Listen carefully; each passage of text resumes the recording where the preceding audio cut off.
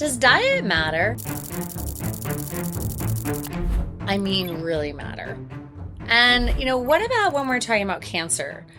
Does it matter more or less than? This is what most oncologists are ignoring or completely missing altogether. What I hear all the time from my clients is that their oncologist told them to eat whatever they want and diet doesn't matter, or that they just need to make sure they don't lose weight. But I want to throw out that diet does matter. It matters so much. And this is kind of crazy to think that you can just eat whatever you want. But let's give the oncologist some grace and remember that they're actually not trained in nutrition. They haven't seen firsthand how profound food as medicine really is. And yet, even in circles that agree that diet matters, there are wildly varying opinions as to what to actually eat, right? Okay, so let's dig in and really tease out how to eat for cancer. And I think all of us can agree to start with the idea that quality matters. So whether you're talking about carnivore, paleo, vegan, ketogenic, or any of these different diets that are out there, all of us agree quality matters. So that's our first level, our common ground of agreement. Making sure that you are eating organic, unprocessed, whole food, nutrient dense, high quality, all of that to start. But I think we need to go a little farther because we're talking therapy, not just eating healthy, right? And why would I say that? Because generally eating healthy isn't going to turn the Titanic around when we're talking about dealing with cancer. Okay, so let's back up a bit. And I want to introduce you to Otto Warburg because back in 1931, that's a long time ago, he won the Nobel Prize for defining a cancer cell as one where the metabolism has shifted. That means that how it makes energy inside the cell, inside the mitochondria, has changed. So instead of being aerobic, it turns anaerobic. And when this shift happens, it becomes very inefficient at how it uses glucose. And so it needs way more glucose to function and grow. And keep in mind, it's a cancer cell. It wants to grow exponentially.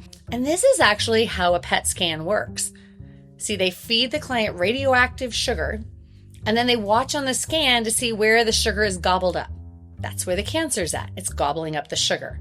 So you think this would be maybe a little heads up that diet does matter, right? Okay, you may have already watched my video discussing the 10 root cause drivers of cancer. One of these drivers is metabolic balance. If you haven't watched it, check it out because it's going to help all of us to make more sense and give you some more information.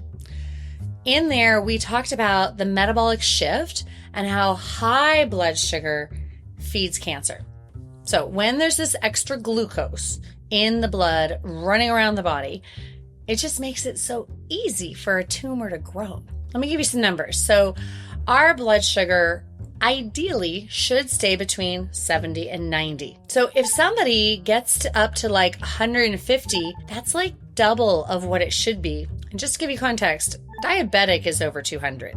So when someone has cancer, I don't think anyone would argue that it might not be a great idea to give the tumor free access to its preferred fuel source, right? This is what we're talking about here. Work on the cancer client's blood sugar levels, and it naturally limits the fuel source inside that's getting to the tumor. So there's many current day researchers that are taking this a step farther and teasing this out. Thomas Siegfried, Dom D'Agostino, these are some examples. And they're doing fascinating research on integrating diet with cancer treatments like chemo to look at the effect. So not only are they getting the blood sugar under control and in that 70 to 90 range, but they're taking it further and getting the clients into ketosis to harness the therapeutic effects. Now, you've probably heard of a ketogenic diet by now, for weight loss, right? But did you know that it originally was created as a medical therapeutic diet long-term for epilepsy clients?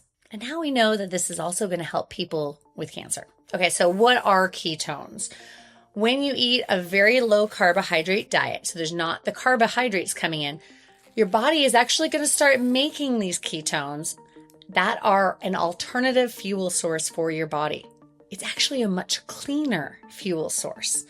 But here's the cool part, cancer cells can't use them for fuel. I know, right? So cool. So your body gets nourished, less toxic byproducts, and the cancer cells can't hijack the body's own fuel source for its own use. And as if that wasn't enough, ketones have been shown in research to help shrink tumors and stop tumor growth, among other helpful things. Okay, so who wants to get the effects of something your body makes for free by just following a very detailed diet? Right? Okay, so just to be super crystal clear, the diet is going to do two separate things. One, it's starving the tumor of its preferred fuel source. And two, it's going to get the body to create ketones, which have therapeutic effects. So this is not just about giving up sugar. It's really about dialing in the diet so that you are producing ketones. And we want to get them to therapeutic levels. Now, I have a specific system to get people into ketosis, monitor it at home with testing, and dial things in for them personally. Because this is beyond just food. It's also stress levels and things, so that we can get into those therapeutic levels and get all those healing molecules and still enjoy your food. Okay, let's go even farther. So being in ketosis is actually going to make your chemotherapy more effective. So when your blood sugar is in, that normal range I mentioned, 70 to 90, then the cancer cells are not getting as much of their fuel source, and they're going to be gobbling up the chemotherapy more intensely.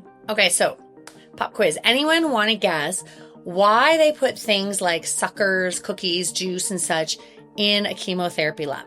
Beats me. I have no idea. It's got to be like the worst idea ever, and it's the opposite of what the current research is showing to be the most effective. So if you are going to do chemotherapy, skip the sweets and get in ketosis prior to chemo and stay in for at least a day after in order to get your best results. And if you know someone that's doing chemotherapy, please share this with them so they can get the most out of their chemotherapy. I mean, if you're going to do chemo, you want to do it right and possibly not have to do it again. Okay, now it's important to get into ketosis gently. And often with cancer, it's not as easy as the blogs talk about because there's other compounding issues going on. So there's specific markers and symptoms to evaluate, which will help you slide in gracefully and not feel awful like they talk about online with, things like the keto flu. I've actually never had a client with keto flu because we like to strategize and work ahead of time to prevent it before it ever becomes an issue.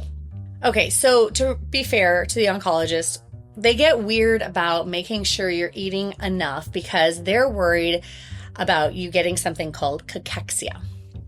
Okay, so this is actually what most cancer clients actually die of, is cachexia. Have you heard of this? It's a wasting away until you're so emaciated that then you pass. Your body can't support itself. But what they aren't telling you is that being in a state of ketosis will actually stave off cachexia. Yeah, share that with anyone that has cancer that you know as well. You can just send them all this video so you don't have to explain it all. But seriously though, is that not important to know? So skip the ensure that they're telling you to drink and eat some fat instead. This is from a nutritionist. And just because I get this question all the time, no, you won't necessarily lose weight on keto. It's kind of counterintuitive. It actually, keto is just going to help you get to your kind of ideal weight. And I've used keto successfully with many clients that were underweight when they came to me to actually gain weight.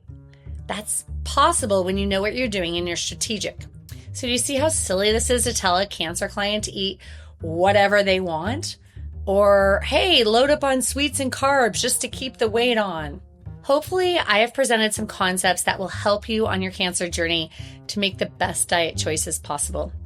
Know that there is hope, and I'm here to help.